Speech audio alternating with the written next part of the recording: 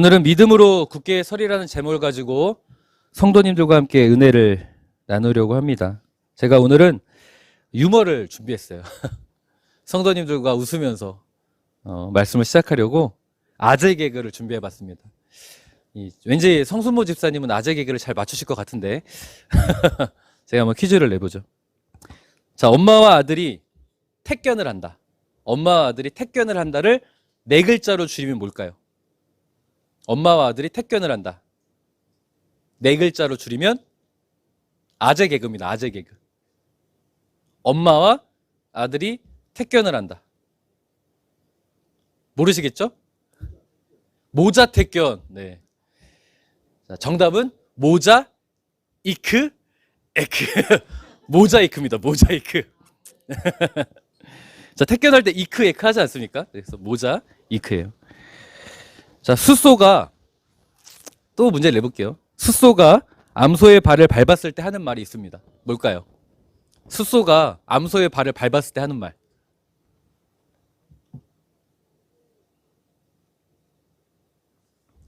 암소 쏘리입니다. 암소 쏘리. 영어로 암소 쏘리. 자, 마지막 문제 한번 맞춰보세요. 기독교인이 강아지가 짖는 것을 보고 하는 말이 있습니다. 기독교인이 강아지가 짖는 것을 보고 하는 말이 있습니다. 뭘까요? 기독교인이 강아지가 보는 것을 보고 하는 말. 뭐라고 하냐면 지저스라고 합니다. 지저스. 지저스가 영어로 예수님이죠. 지저스라고 한다고 해요. 제가 오랜만에 유머를 가지고 시작한 이유가 있습니다. 우리 성도님들의 삶이 최근 웃음보다는 근심이 가득하신 것 같아요. 그런데 우리가 주님을 향한 믿음으로 설교의 제목처럼 굳게 선다면 우리 안에 기쁨과 웃음과 감사가 회복되는 은혜가 있을 줄 믿습니다. 그래서 저는 우리 사랑하는 성도님들이 오늘 믿음으로 굳게 서는 결단을 함으로 지금 당장 염려되는 상황이 있다 할지라도 하나님께서 나를 웃게 하시는 그 삶의 여정을 나아가서 간증자가 되는 복된 삶을 살아가시길 주님의 이름으로 간절히 축원하겠습니다. 성도님들께 질문해 볼게요. 성도님들, 믿음이란 무엇일까요? 믿음이란 무엇일까요? 네, 조숙 집사님은 나 자신과의 약속이라 하셨어요. 다른 분들이 의견 없으십니까? 믿음이란 무엇일까요? 이기현 집사님 뭐라고 하신 것 같은데요. 네, 자신 있게 대답하십시오. 틀린 게 없어요. 네, 틀리는 게 없어요. 내가 생각하는 나에게 믿음이란 무엇입니까? 신뢰요. 네, 하나님을 신뢰하는 것이다. 네, 또 다른 얘기는 없으십니까? 제가 책망하는 거 아니고 정죄하는 거 아니고 비난하는 거 아닙니다. 그냥 의견을 엿주는 거예요. 각자가 생각하는 나에게 있어서 믿음이란 무엇입니까? 이럴 때 마음껏 고백해 보는 거예요. 내가 생각하는 나의 믿음을 고백해 보는 시간도 참 중요하겠죠. 믿음이란 무엇입니까? 저는 이제 교회를 오래 다니신 분들은 바로 이 말 할 줄 알았거든요. 믿음은 바라는 것들의 실상이요. 보이지 않는 것들의 증거니라고 하면서 히브리서 11장 1절을 인용할 줄 알았는데 그 말씀은 안 하시는군요. 좋습니다. 저는 그런 딱딱한 답을 거부합니다. 자, 믿음이란 뭘까요? 뭐 더 하실 말씀 없으십니까? 제 얼굴을 본다고 뭐 답이 나오나요? 좋습니다. 신뢰이기도 하고 나 자신을 뭐라고요? 나 자신과의 약속이라고요? 맞나요? 네, 나 자신과의 약속이다. 아무래도 내가 기도의 자리와 예배의 자리를 지키기로 했다면 그 약속을 지키겠다는 뭐 결단 그런 말씀을 하신 거겠죠. 전 다 맞는 말씀이라고 생각합니다. 그런데 제가 오늘 이 믿음이라는 것에 대해서 한 가지 보태고 싶은 게 있어요. 그것은 무엇이냐면 믿음은 결국 내가 선택하는 것이다 라는 것을 말씀드리고 싶습니다. 믿음이란 건 결국 내가 선택하는 것이다 라는 것을, 그것으로 내 믿음이 증명된다라는 것을 꼭 말씀드리고 싶었습니다. 제가 왜 이렇게 말씀드리는지 오늘 이사야 7장의 말씀을 통해서 좀 은혜를 나누려고 해요. 이사야 7장은요, 이사야 선지자가 믿음을 굉장히 강조하는 장입니다. 선지서에서, 대선지서에서 이렇게까지 믿음을 강요하는 장이 없어요. 아주 계산하지 말고 정말 전적으로 하나님을 신뢰하라라는 이 믿음을 강조하는 장이 바로 이사야 7장입니다. 이사야 7장을 보면 지금의 시리아 아시죠, 성도님들? 그 당시는 아람 나라입니다. 이 아람과 북이스라엘이 동맹을 맺고 남유다를 침공하는 배경을 가지고 있습니다. 북이스라엘과 아람 나라는 그 당시에 나름 강대국이었어요. 그런데 남유다는 약소국가였습니다. 두 강대국이 동맹을 맺고 약소국가를 쳐들어오니 참 이게 말도 안 되는 싸움이죠. 그런데 왜 그들이 동맹을 맺고 남유도를 침공하냐면 그 이유가 6절에 나와 있습니다. 자, 우리 함께 읽어볼까요? 시작.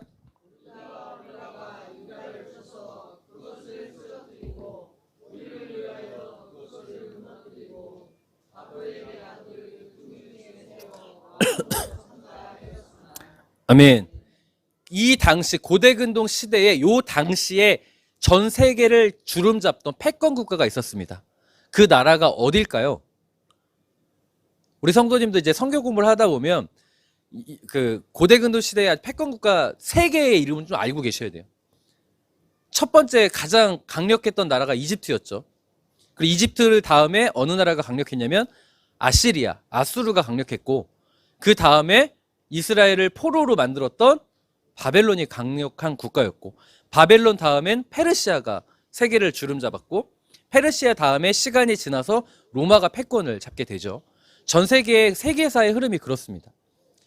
어쨌든 우리가 이 당시 이사야 7장의 배경일 때는 아수르가 패권 국가였어요.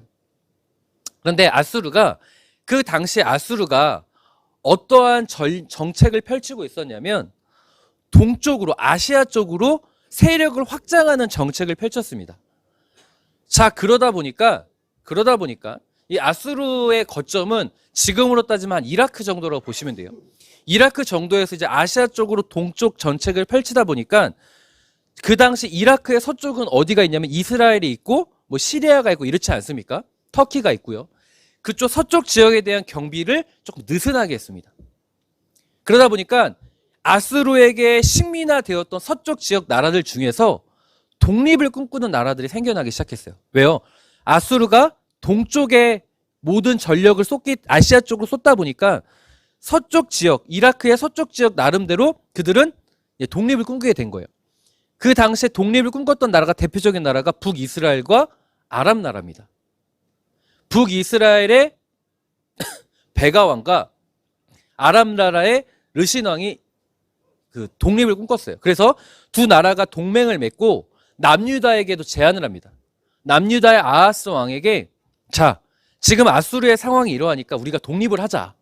그러니까 남유다 너도 우리와 한 마음 한 뜻으로 동맹을 맺어서 우리가 독립 전쟁을 치르자라고 제안을 합니다. 그런데 남유다의 아하스 왕은 친 아수르 성향을 갖고 있었어요. 아수르와 굉장히 가까운 사이였습니다. 그래서 이 동맹 제안을 승낙할까요? 거절할까요? 거절했겠죠. 자, 그래서 쳐들어온 거예요.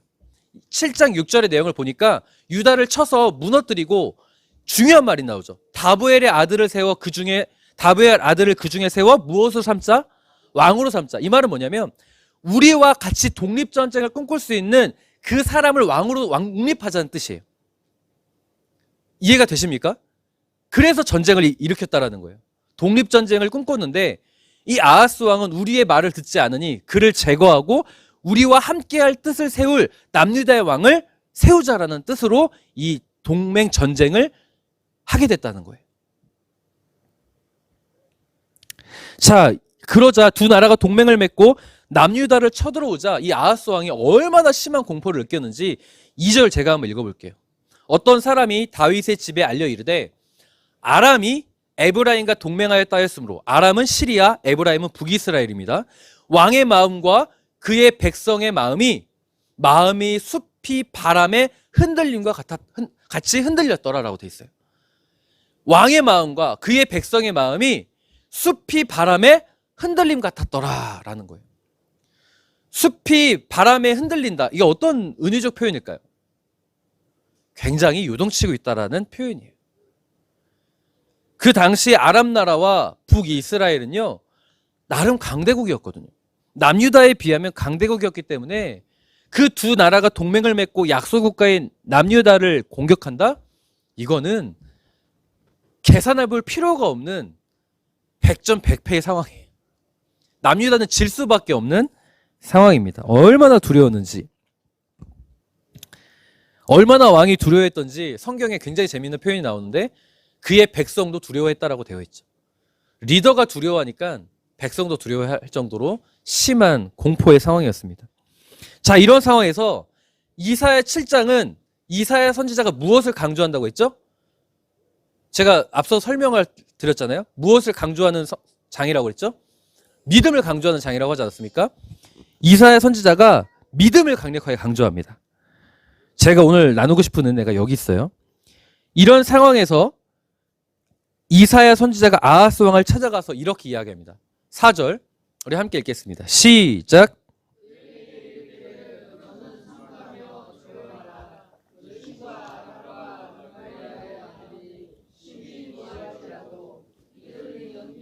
두 부직갱이 그루터기에 불과하니 두려워하지 말며 낙심하지 말라. 아멘. 아하스 왕이요, 두 강대국들이 쳐들어오지만 그들은 두 부직갱이에 불과하다. 그루터기에 불과하다. 이 말은 불쏘시개에 불과하다는 거예요. 성도님들, 우리 이 불을 지필 때 불쏘시개가 얼마나 잘 타는지 아시죠? 그냥 순식간에 사라지지 않습니까? 그러니까 아주 보잘것없다는 거죠. 그러니 두려워하지 말고 낙심하지 말래요. 성도님들 질문해 볼게요. 성도님들이 지금 이사야 선지자가 찾아와서 아하스 왕이 돼보세요. 이사야 7장 4절의 말씀을 전했다고 생각해 보십시오. 아하스 왕은 지금 두 강대국들을 상대로 전쟁을 준비하는데 너무 두려워하고 군사력을 점검해보고 군비를 점검해봐도 상대가 되지 않아서 공포를 느끼고 있어요. 자, 그런 상황에서 이사야 선지자가 와서 야, 그 두 강대국은 아무것도 아니니까 두려워하지 마, 낙심하지 마 라고 말을 했습니다. 이 말이 와닿을까요? 와닿지 않을까요? 이사야도 두 강대국들의 군사력을 모를까요? 그러면 다시 바꿔서 한번 생각해 보죠. 이게 와닿지 않는다는 말이 전 너무 정답이라 생각해요. 너무 추상적이잖아요. 그냥 막연하게 두려워하지 마, 낙심하지 말라고 하는 이 말이 너무 추상적이잖아요. 그리고 군비를 점검해보고 군사력을 점검해 봤더니 이 계산이 안 서거든요. 말이 안 되거든요. 자, 그런데 우리는 바꿔 생각해 보자고요. 이사야 선지자도 분명히 이 상황을 알고 있어요. 그럼에도 불구하고, 군사력을 알고 있음에도 불구하고, 전쟁을 했을 때 질게 보이는 상황에도 불구하고 도대체 왜 이사야 선지자가 두려워하지 말라고 말씀할까요? 이걸 우리가 생각해 보자는 거예요. 이사야 선지자가 바보입니까? 그럼에도 불구하고 왜 두려워하지 말라고 이야기하겠습니까? 그 힌트가 이사야 7장 2절에 기록되어 있습니다. 한번 성경을 찾아보시죠. 이사야 7장 2절을 한번 보세요. 성경책. 거기서 우리에게 주는 한 표현이 있습니다. 힌트의 표현이 있어요. 한번 찾아보십시오. 정답을 한번 외쳐보십시오. 퀴즈입니다. 퀴즈. 뭘까요?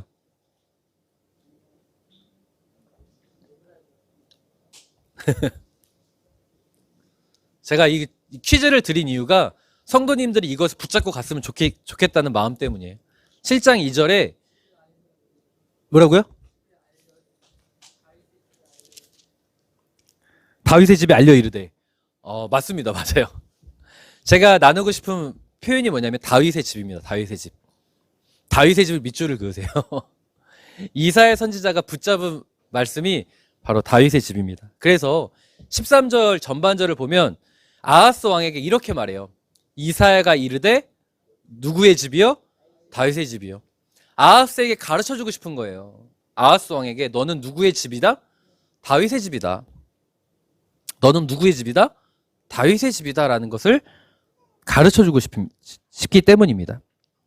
그럼 궁금해집니다. 왜 다윗의 집이 무엇이길래, 다윗의 집이 뭐길래 이것 때문에 두려워하지 말라고 말하겠습니까? 그거는 우리가 사무엘하 7장 16절을 찾아봐야 돼요. 우리 한번 읽어볼까요? 시작. 내 집과 내 나라가 내 앞에서 영원히 보존되고 내 왕위가 영원히 견고하리라 하셨다 하라. 아멘. 하나님께서 나단 선지자를 통하여 다윗을 만나게 하시죠. 그리고 나단 선지자를 통하여 다윗에게 확실하게 약속하신 게 있습니다. 내 집, 내 집은 누구의 집이에요? 다윗의 집은, 다윗의 나라는 영원히 보존되고 영원히 견고할 것이라고 하나님께 약속하셨어요. 자, 지금 이사야가 무엇을 붙잡았다고요? 다윗의 집을 붙잡았다고 했잖아요. 그러니까 아하스 왕은 누구의 집에 속한 자예요? 다윗의 집에 속한 자잖아요. 아니, 하나님 집이 아니라 다윗의 집에 속한 자예요. 지금 하나님께서 다윗에게 약속하신 게 뭐냐면 다윗의 집은 망하지 않고 영원히 보존되고 영원히 견고할 것이라는 약속의 말씀을 주셨어요. 자, 그러면 이사야 선지자가 뭘 본 거예요? 자, 보세요, 성도님들. 아까 우리가 말씀드렸던 것처럼 이사야 7장 6절에 전쟁의 이유가 나와요. 아수르와 반아수르 세력이 동맹을 맺고 우리가 독립을 꿈꾸자고 했는데 남유다의 아하스 왕은 동의하지 않았어요. 그러다 보니까 그들은 자신들과 같이 독립을 꿈꾸는 반아수르 세력의 왕을 세우려고 했어요. 자, 반아수르 왕을 세운다는 건 뭐예요? 결국에는 아하스 왕은 다윗의 가문의 사람이잖아요. 그러면 다부엘의 아들을 왕으로 세운다는 건 다윗의 가문이 아니에요. 다윗의 가문이 아니라고요. 반아수르 세력의 왕을 세우는 사람은. 자, 그러면 그들은 하나님의 약속을 지키는 겁니까? 깨뜨리는 겁니까? 깨뜨리는 거죠. 무슨 말인지 이해가 되세요? 하나님의 약속을 깨뜨리는 행위이기 때문에 이사야 선지자가 그걸 본 거예요. 야, 아하스 왕아, 걱정하지 마. 그들이 전쟁을 일으킨 이유는 하나님의 약속을 깨뜨리는 행위다. 사무엘하 7장 16절에 다윗의 집은 하나님이 보호하신다는 약속의 말씀이 있다. 그러니 너는 그 약속의 말씀을 붙잡으면 두려워할 것, 낙심할 것 하나도 없다는 거예요. 이사야 선지자가 굉장히 추상적으로 말한 것 같고 되게 어떤 근거를 내는 말이 아닌 것 같은데 이사야 선지자가 붙잡고 담대할 것을 요구한 이유는 하나님의 약속의 말씀이 있기 때문이었던 거예요.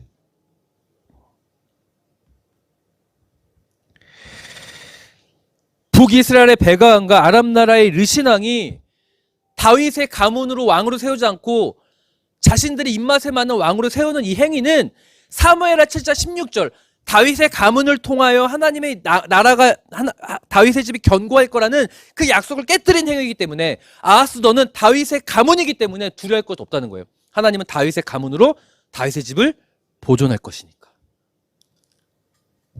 그러니까 이사야가 말하는 겁니다. 하나님의 약속의 말씀이 있는데 뭐가 두렵냐? 하나님의 약속의 말씀이 지금 너를 지키겠다고 하는데 뭐가 두렵냐고 우리에게 반문하고 있는 거예요.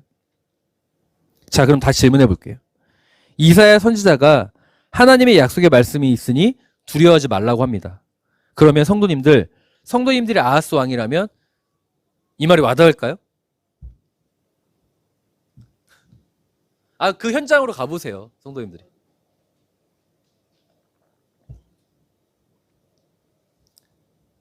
이사야 선지자가 두려워하지 말 이유에 대해 설명해요. 너는 다윗의 집이잖아. 다윗의 집이잖아. 이 약속의 말씀이 있잖아. 그러니까 두려워하지 마. 라고 말을 했어요. 성도님들이 아하스 왕이라면 이 말이 와닿겠습니까?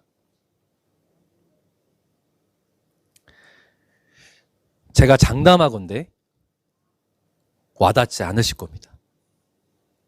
단언컨대 거의 와닿지 않으실 거예요. 일반화시킬 수는 없죠. 그 와중에도 믿음을 지키시는 분들이 있기 때문에. 그러나 대다수가 와닿지 않을 겁니다.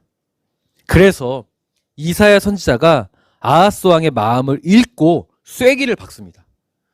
그래서 제가 오늘 이사야 7장이 믿음을 굉장히 강요하는 장이라고 말씀을 드리는 거예요. 바로 이 부분 때문입니다. 이사야 7장 9절 하반절 함께 읽겠습니다. 시작. 만일 너희가 굳게 믿지 아니하면 너희는 굳게 서지 못하리라 하시니라. 아멘. 아하스 왕에게 쐐기를 박습니다. 아하스 왕이여, 너 믿지 못하겠지? 안 와닿지? 그런데 너가 그거 믿지 않으면 너는 망할 거야. 너 그게 믿지 않으면 너는 은혜가 없어. 근데 네가 믿으면 은혜가 있어. 쐐기를 박습니다. 저는 여기서 믿음이 무엇인지를 생각하게 됩니다. 제가 오늘 성도님들에게 믿음의 정의를 여쭤보고 제가 하나 더 보탠다고 말씀을 드렸죠. 제가 뭘 보태야 된다고 말했냐면 믿음은 결국 내가 선택하는 것이다라는 부분이 바로 여기 때문입니다. 믿음이라는 건요, 성도님들, 하나님의 약속의 말씀을 내가 보는 상황에 따라 계산하지 않고 하나님의 약속의 말씀을 그대로 받아들이는 게 믿음이에요. 신뢰하는 것이다, 뭐다, 다 좋습니다. 근데 성경이 말하는 믿음은 계산하지 말고 하나님의 약속의 말씀을 그대로 받아들이라, 수용하라는 것이 바로 믿음입니다. 즉 이사야 선지자가 말하는 믿음이 바로 이거예요. 너 계산하지 마. 지금 약속의 말씀에 이게 있잖아. 너 군비를 점검하고 군사력을 점검하지. 계산하니까 안 되지. 근데 약속의 말씀에 사무엘하 7장 16절에 다윗의 집은 망하지 않는다는 약속의 말씀이 있잖아. 그거 믿어 라고 말하고 있는 거예요. 그게 믿음이라는 거예요. 근데 만약 그걸 믿지 않아 하면 너는 굳게 서지 못해. 은혜가 없어. 근데 그 약속의 말씀을 믿으면 넌 은혜가 있어 라고 이사야 선지자가 아주 직접적으로 노골적으로 말씀드리는 거예요. 저는 사실 오늘 성도님들한테 이 말씀을 전하면 좀 마음이 무거워질 거라 생각합니다. 왜냐하면 성도님들이 끊임없이 선택하는 자리가 많거든요. 아닌가요? 예배의 자리나 기도의 자리나 어떤 상황에 대해 선택하는 자리가 많거든요. 그런데 성경은 우리에게 말합니다. 그 선택할 때 하나님이 기뻐하시는 선택을 먼저 할 수 있어야 된다고 우리에게 설명하고 있는 거예요. 그래서 성도님들한테 이 말씀을 전하면서 아마 단언컨대 성도님들 마음에 불편함이 찾아올 거라고 생각하고 사실 오늘 이 말씀을 전합니다. 그런데 제가 성도님들의 눈치를 보는 것보단 하나님께서 주시는 말씀이라면 성도님들이 그것을 선택할 수 있는 그 자리로 갔었으면 참으로 좋겠습니다. 그리고 그 용기를 가지고 믿음의 자리를 선택하셨으면 좋겠습니다. 성도님들이라면 이사야가 전한 이 말씀을 수용하고 받아들이시겠습니까? 이사야 7장 9절의 이 말씀을 받아들이겠습니까? 계산하지 말고 하나님의 말씀을 신뢰하고 약속의 말씀, 다윗의 집은 망하지 않으니 두려워하지 말라. 너무 추상적인 이 말씀, 너무 실질적이지 않고 와닿지 않는 것 같은 이 말씀을 아멘 하시겠습니까? 성도님들, 히브리어에서 믿음이 뭔 줄 아세요? 아만이에요, 아만. 뭘까요? 아멘이라는 뜻이에요. 그냥 받아들이라는 거예요. 제가 성도님들께 질문으로 시작했던 걸 생각해 보십시오. 과연 믿음이란 무엇이겠습니까? 믿음이란 결국 내 선택입니다. 그런데 우리의 대다수의 선택은 아하스 왕의 선택과 참 비견할 만하죠. 역대하 28장 16절 함께 읽겠습니다. 시작.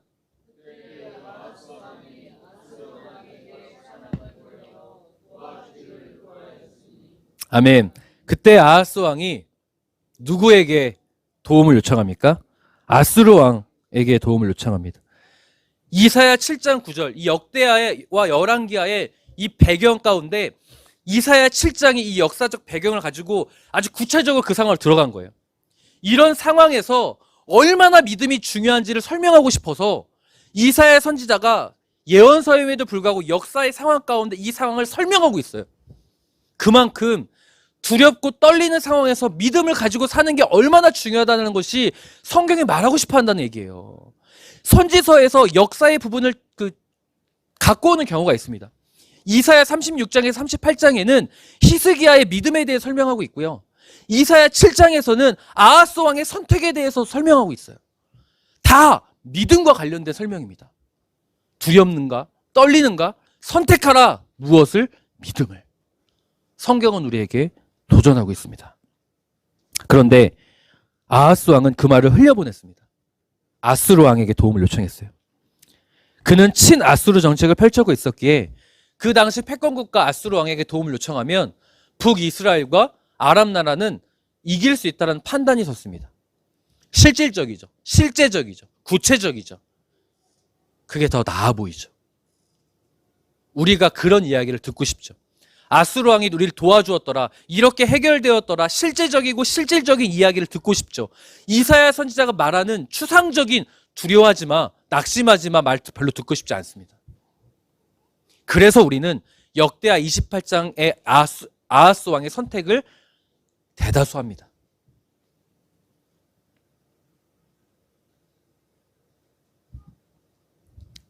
그런데 성도님들, 믿음은요, 아하스 왕의 선택을 하는 것이 아니라 하나님의 말씀을 선택하는 것이 믿음입니다. 그래서 제가 다시 한 번 더 말씀드리면, 믿음은 내가 결국엔 선택하는 거예요. 아무리 지식이 있어도, 아무리 하나님의 은혜가 이런 거라는 걸 알아도, 아무리 하나님께서 이렇게 역사하시는 걸 알아도 내가 선택하지 않으면 그것은 지식에 불과하지 나에게 오는 은혜가 아닙니다. 그래서 오늘 성도님들에게 간곡히 부탁드립니다. 믿음은 결국 선택으로 증명된다고 꼭 기억하셨으면 좋겠습니다. 우리 어부들교회가 작정 기도회 하고 있습니다. 제가 금요일 날 스가랴 10장 1절 말씀을 가지고 은혜를 나누었어요. 스가랴 10장 1절에 어떤 말씀이 있냐면, 봄비를 내린 하나님께서 밭에 비를 내려서 채소를 거두게 하는 은혜를 준다는 약속의 말씀이 있어요. 근데 그 중간에 무슨 말씀이 있냐면, 그러니까 여호와께 구하라라고 해요.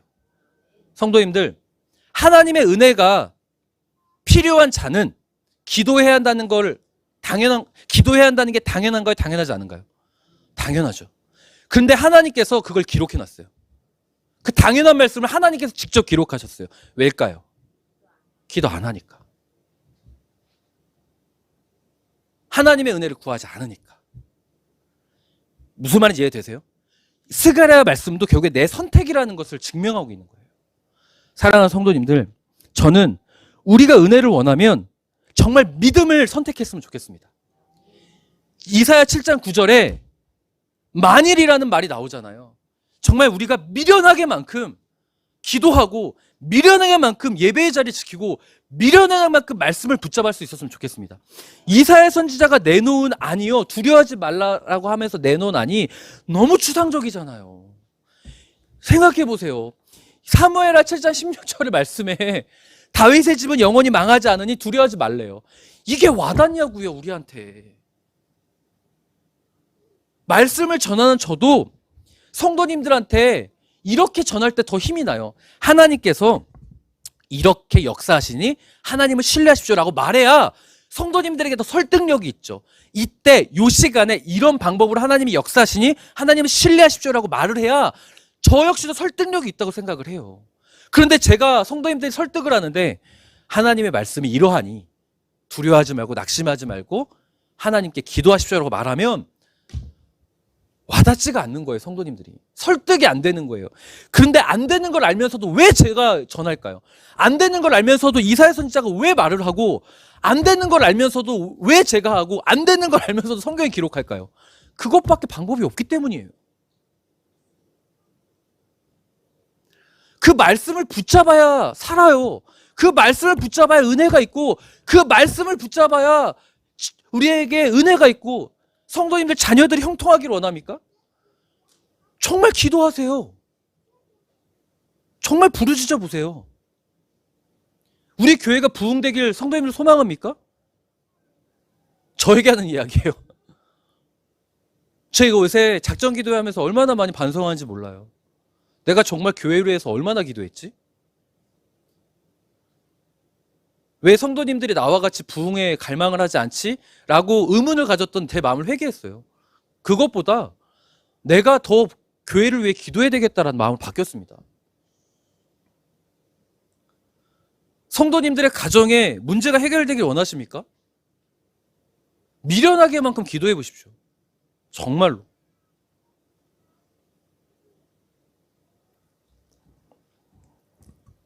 기도의 필요성을 우리가 알지만 우리의 선택은 역대하 28장 16절의 선택과 너무나 비슷합니다. 그 결과가 20절에 나와 있어요. 우리 함께 읽어볼까요? 시작. 아수르 왕 디글렛 빌레셀이 그에게 이르렀으나 돕지 아니하고 도리어 그를 공격하였다. 아멘. 이 디글렛 빌레셀이요, 아수르 왕이요, 북이스라엘의 백어왕과 아람 나라의 르신왕을 무찔러 줬어요. 이게 지금 역대하는요, 그 다윗의 길을 너무나 강조한 나머지 아예 도왔다는 말을 삭제하고 있지만 열왕기 역사가를 보면은 사가를 보면 분명히 도왔습니다. 그러나 열왕기 사가나 역대 사가나 공통적으로 하고 있는 말은 도왔지만 또 안 도왔지만 이걸 떠나서 마지막 결국엔 아하스 왕을 공격했습니다. 도우러 왔다가 그들을 처리해 주고 그대로 진격해서 친아수르 성향이었던 아하스 왕을 공격했습니다. 성경은 아하스 왕에 대해서 뭐라고 설명하는 줄 아십니까? 악한 왕이라고 설명합니다. 분명히 다윗의 집에 속한 자인데 악한 왕이라고 설명하고 있습니다. 아하스 왕은 아수르에게 도움을 요청하는 것이 더 실질적이고 와닿았죠. 그게 맞다고 생각했습니다. 그런데 성도님들, 성경은요, 우리에게 때로는 가혹할 만큼 미련하라고 말하고 있는 것 같아요. 저는 오늘 우리가 겸손히 인정할 수 있었으면 좋겠어요. 저도 인정합니다. 저도 이렇게 말하는 저도 제 스스로가 불편해요. 왜냐하면 저도 제가 항상 선택하는 걸 보면 아하스 왕의 자리를 선택하는 경우가 많거든요. 제가 그렇습니다. 제가. 지금 성도님들 오해하지 마세요. 막 제가 이렇게 막 이야기한다고 해서 성도님들에게 막 가시처럼 막 찔러서 막 책망하려고 하는 게 아니라 저에게 하는 말이에요. 저에게. 제가 말씀을 이렇게 전하는 제가 솔직하게 인정했잖아요. 나도 교회를 위해서 그렇게 많이 기도하지 못했다. 성경이 도전하는 바를 우리가 오늘 다시 결단하고 돌아갈 수 있었으면 좋겠습니다. 그리고 특별히 우리 사랑하는 성도님들이 이사야 7장의 말씀을 간직하고 돌아갈 수 있었으면 좋겠습니다. 특별히 7장 9절의 말씀, 만일 너희가 믿지 아니하면 굳게 서지 못한다. 그런데 믿으면 굳게 선다라는 이 약속의 말씀을 꼭 간직하고 돌아갈 수 있었으면 좋겠습니다. 내가 생각할 때 가진 좋은 방법이 좋은 게 아니라고 성경은 이야기합니다. 성경이 말하는 가장 좋은 방법은 믿음으로, 참된 믿음으로 굳게 서는 것이 가장 좋은 방법이라고 설명하고 있습니다. 성도님들, 정말 간곡히 부탁할게요. 우리 정말 계산하지 말고 미련하게 하나님 믿어봤으면 좋겠습니다. 사람들이 볼 때 예수장이라는 말을 들을 정도로 하나님을 믿어봤으면 좋겠습니다. 성경은 우리에게 말합니다. 믿음을 선택하면 하나님이 함께 하신다. 기도하겠습니다.